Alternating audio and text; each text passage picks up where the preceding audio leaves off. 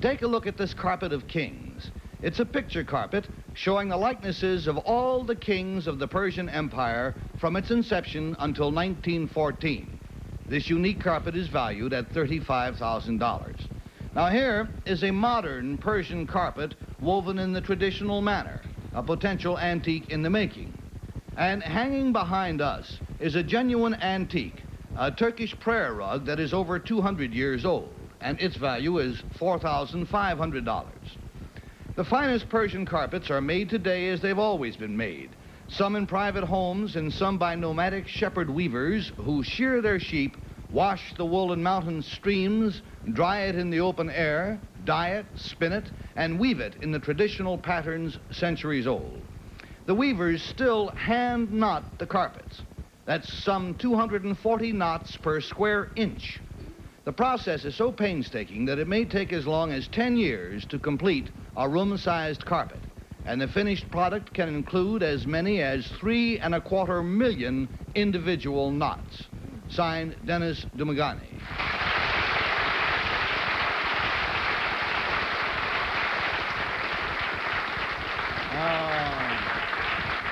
We'll be back to examine these magic carpets after a few good words from you-know-who. Now, the thing about it is that all three of these gentlemen say that they are Dennis Dumagani, Persian carpet importer. And let's start the questioning with Bill Cullen, please. Number two, I have heard or read recently in the last year or so that there are a group of people who are collecting these carpets much as people collect art as investments. Is that true? Yes, sir. Number one, if I were to do that, would I be wise to put the carpet on the floor and walk on it? Actually, the Persian carpet, for the finest one, you have to put in the floor to walk on it at least for 10 years, and then going to be finest. But assuming I buy one 10 years old, would I still continue to use it on my living room floor, for instance? Sure. Number three, isn't there... Number two, I'm going back... Excuse me for changing. I'm going back to number two again. Wouldn't I be better advised, number two, if I had a $35,000 carpet, to keep it hung somewhere and out flat in sort of an air-conditioned atmosphere? Wouldn't the carpet retain its value more readily? Not necessarily. Not necessarily. You mean no. You can walk on the carpet. And then have it cleaned when it got soiled? Oh, yes. If you had a good Persian cleaner, it'll come out great. Number three. Hang it, Bill. We're going to go to Peggy. Thank you. Number three. What is the difference between a Savonnerie and an Aubusson rug? An Aubusson, as such, is an old French rug. Yes. Savonnerie is an imitation. Thank you. Number one, when did aniline dyes come in? When did they stop using vegetable dyes and start using chemical dyes making Persian rugs? Well, actually, I say about, they made the Persian carpet as a family, but 5,000 years ago, they started with vegetable. Yeah, but when did they do chemical ones? The chemical one about 50 years ago. Well, number two, do you think the chemical dyes are as pretty as the old vegetable dyes? No, ma'am. Then why don't they go back to the vegetable dyes? No vegetation anymore. Oh, you can import blueberries. Number one. I'll do it. Number one, what is a Kerman rug? The Kerman rug, which is made in Kerman, the city of Iran, and they export to Europe and also in the United States, the finest carpet also. Thank you. Number two. Peg, you're tough. Let's go to Henry. I'll take it up from there. Number two, would you tell me what the following have in common? Isfahan, Shiraz, and Markuf. Oh, that's good, Henry. In common in what respect? Color? Quality of wool? Design? Well, maybe you could start with just telling me where they are. Where they are? Now, which one do you want me to start with? Markuf. Markuf? Well, that's in Central Persia, and the design is the floral attitude, nicely, delicately involved. And what's the other one? Well, I want to switch, if I may, to number one. Number one, you sort of lowered your head at the explanation for Markuf. Did you lower your head? Well, I think so. Why did you do that? You want me to answer the Well, question? yes, it's sort of a trick I thought up. The finest, the Markuf, which is not the Persian carpet. The Isfahan is the Persian carpet, it's the finest carpet in the world. Thank you. Seems to be some disagreement between 1 and 2, which means nothing necessarily. Let's go to Florence. Number 3, do you live in Persia? I do not. I would like to ask number 1. I mean, do they still have prayer rugs and people use prayer rugs? Sure. All Persian, all over the... All of Persia? Sure. They use the prayer rugs. All kinds of size. How can you tell number 3? Well, I mean, what makes an antique rug? Well, an antique rug can be judged, first of all, by its age. An antique is over 100 years old. I see. And as well as its rarity. Number 2, where was the party that the Shah and Empress Faradiva gave? I really Recently. couldn't tell you. Number 1, can you tell me that? In Shiraz. Number 3? And there goes the bell, and there goes the questioning time, too. On the basis of what we have or have not learned, we mark our ballots. The audience and I will take another look. We'll look at number 1, and at number 2, and at number 3. Of course, we pay $50 for each wrong vote. We pay $500 if nobody knows the right answer. And Bill Cullen, have you decided, my friend? Yeah. Number 3 doesn't look, this is a 3rd generation, and number 3 looks too young. He looks like the 4th generation. So I eliminated him. And number 2 had trouble with Henry's 3 people, Batten, Barton, and Durstein there. And Osborne. And I don't know anything about carpets. I say if it ain't from the looms of Mohawk, the heck with it. So for that reason, the real expert, it seemed to me, was number 1. There you go. You got a 1 showing, and Peggy looking quite superior. Well, no, Savonnerie is not an imitation. It's also a good French rug.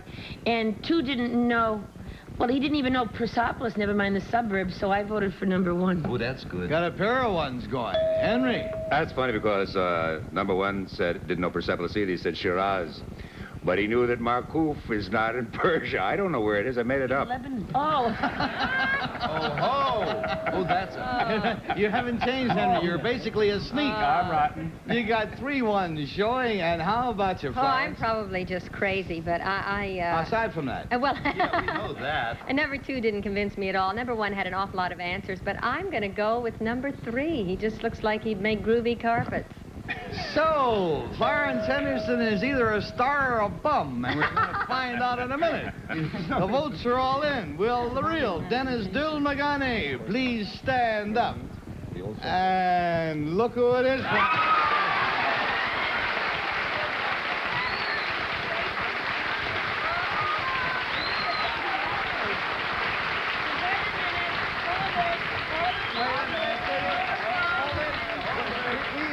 We have a small mutiny. He said Savonnerie was an imitation. It's not an imitation. Savonnerie is Excuse an me. imitation. Let him speak. May I explain? Yes. Yes. When you said Savonnerie, I was thinking of a very popular Indian design called a Savonnerie, an Indo-Savonnerie.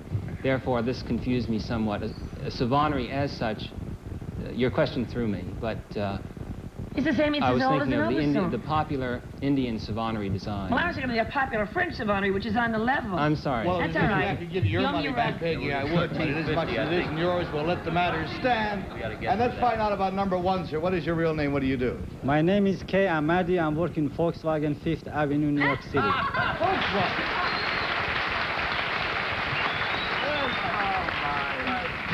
An old Persian automobile. Number 2, sir, what is your real name? My What do name you is do? Hyderabad Gadarika, and I own the Camel Driver restaurant on 56th Street. One of the best.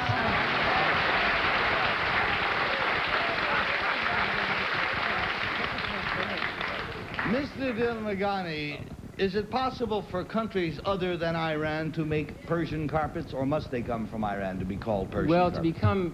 to be called Persian carpets, they must come from Iran. Although there are many countries all over the world that are imitating Persian carpets. Some of them are handmade, some of them are machine-made. But there's no law that says that they can't be called a Persian East indeed to make. Well, they must say Persian design if it's not a real... Like Scotch-type whiskey. Yeah. Yeah. Thank you very much, Mr. Dilmagani, and friends, for being here with us on To Tell the Truth.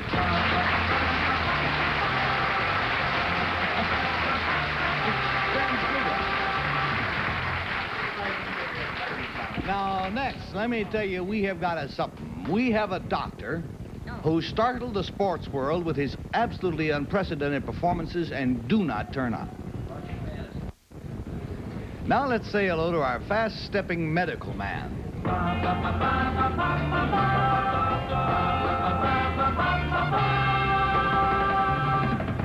Number 1, what is your name, please? My name is Dr. Delano Merriweather. Number 2. My name is Dr. Delano Merriweather. Number 3. My name is Dr. Delano Merriweather. Okay, here is Dr. Merriweather's story, and it's quite remarkable, too. I, Dr. Delano Merriweather, am a physician. In the eyes of track fans, however, I am the sprinter who came out of nowhere to challenge the world's fastest men.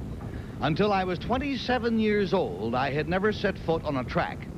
I got in shape for my first meets by running alone outdoors at night and by jogging backwards up the stairs of my apartment building. In my first 2 60-yard dash races against the cream of world-class competition, I placed first and second. Later, I won the national AAU 100-yard dash, becoming the second man in history to run the distance in 9 seconds flat. Although competitive track is tremendously exciting, my medicine comes first. The honor I treasure most of all was presented to me by the United States Public Health Service. It was the 1971 J.D. Lane Research Award for my paper on leukemia. Signed, Dr. Delano Merriweather.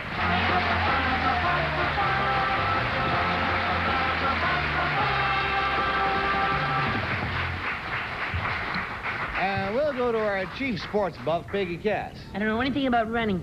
Number 3, who broke the 4-minute mile, please? The 4-minute mile was broken by Dr. Bannister some years ago. Thank you. Where was he from? England. Thank you. Number 2, what distance do Marty LaCory and Jim Ryan run? They're both milers. Thank you. Number 1, where are the Milrose Games held? Milrose Games are held in New York City. Thank you. Number 3, where are you from? I'm from Baltimore. Thank you. And number 2, since you got an award in leukemia, are you a specialist in blood? Yes, I am. Thank you. Number 1, are you still running? I mean, are you still entering events? Yes, I am. Where do you run next? We're going to take that buzzer and go on to Henry Morgan. We could do that. Number 1, where are you going to run next? I will be running during the indoor season, beginning January.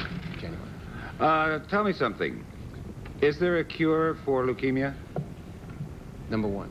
Yes, number 1. There is no cure for leukemia. Are you in research? Yes, I am. And what was the nature of your paper? You know, in one sentence, what were you going for? Still with number 1, Henry? Still with number 1. Yeah. The substance of my paper dealt with the effects of 2 newer drugs with regards to their management of animal leukemias. Thank you very much. Number 2, what gave you the idea that you were a runner?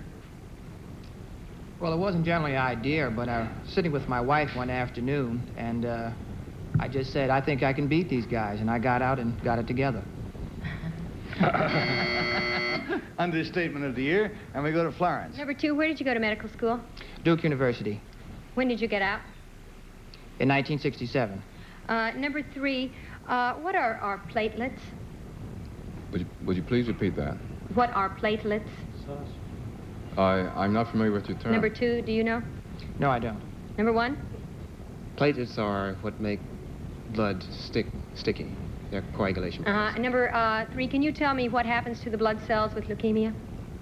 Well, with leukemia, which is in the excess of white blood cells, we find them, if we can say, they tend to eat or destroy the red blood cells. Number 2, why on earth did you decide to run upstairs backwards? Because it was good for my calves, mainly, to build my legs up. It's awfully bad for if you fall for your... And finally to Bill Cullen. Hey, number 1, you said that platelets, you mentioned it in conjunction with coagulation. What then would be phagocytes? Phagocytes are cells that primarily eat. What is their function in the blood, number 1? The function of phagocytes in the blood are primarily to get rid of foreign products. Number 3, what's John Carlos doing now? John Carlos, well, he was with the Eagles. I believe he's playing now with the Canadian football team. Number 2, what was John Carlos's event in track? Mainly 100 yards and 220 yards. And number one, when did you run? Do you prefer outdoor running to indoor running, number one? Yes. For what reason? We'll never know, because the bell rang, and that means ballot time, and it means the audience and I are going to try to make up our minds. Do we think it's number one? Or are we certain it's number two? Or do we feel quite sure of number three? We're going to find out what the panel's done right now. And Peggy, I believe you have to start, my friend. Well, I sure know that somebody should have known what platelets were, but I don't know what they were, so how can I fault them? You know, I think that man came from Baltimore, but you know, number two looks like a doctor to me. I voted for number two. All right, woman's intuition brings us a 2. And Henry Morgan? I don't remember anymore, but I thought that Dr. Bannister was Australian, and number 3 said he was British or English, so I knocked that out. Number 2 doesn't look quite enough like a competitor for some reason, so I voted for number 1. There we go, a 2 and a 1 and a Florence Henderson coming out. I didn't believe number 3. Number 2 has that lean, hungry look of a jogger, you know, and a runner, and it goes upstairs backwards. He looks a little crazy, to tell you the truth. No, I'm kidding. I'm kidding. Dedicated But is the number word. 1 did know something about platelets and blood cells, and if you in studying leukemia, you should know. Number 1, I had to vote for. Maybe animals don't have them. Para 1, Peggy's got a 2, and Bill Collins got what? Well, gee, number 3 knew about John Carlos, but he didn't know about platelets, and anyone doing a paper on blood would have to know about platelets. Number 1 didn't come through on the phagocyte. I'm left with number 2. It's sort of a process of elimination vote, but I voted for number 2. All right, here we go. The votes are all in. Will the real Dr. Delano Merriweather please stand up? Yeah. Hooray for our side! Hooray for my side! Hooray for my side! And Doc, we'll be back to see you in a minute. Nice.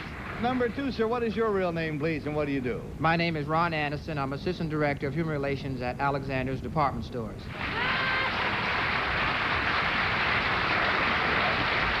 Now, which one of the panelists was it who said that they believe, number 3, that he is from Baltimore? Who was it? That was Peggy, right? Yeah. Number 3, will you tell us your name, please, what you do and where you're from? My name is Joseph Beckles. I'm a service manager at Xerox Corporation. I'm from Barbados. And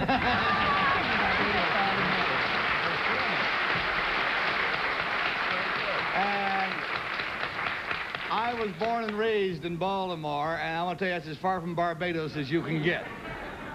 Dr. Merriweather, by the way, naturally is an amateur, still an amateur, and as such, he has asked that we make a donation of his prize money, his winnings, to the National Medical Foundation, National Medical Fellowship Foundation. Is that it? That's right. Well, thank you very... By the way, you're the only one who didn't answer, what did give you the idea that you could do this incredible thing? Well, I had the good fortune of befriending an individual that was instrumental in encouraging me to get out and run. I did make the statement to my wife in the privacy of my home that perhaps I can run as well as these guys. Yeah. You sure did it, and thank you very much indeed, gentlemen all, for being with us on the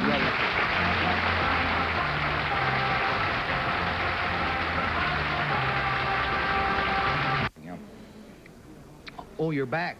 Kind of too bad because we've got nothing to talk about. Except we will see you next time. We hope you enjoyed yourselves. Take care.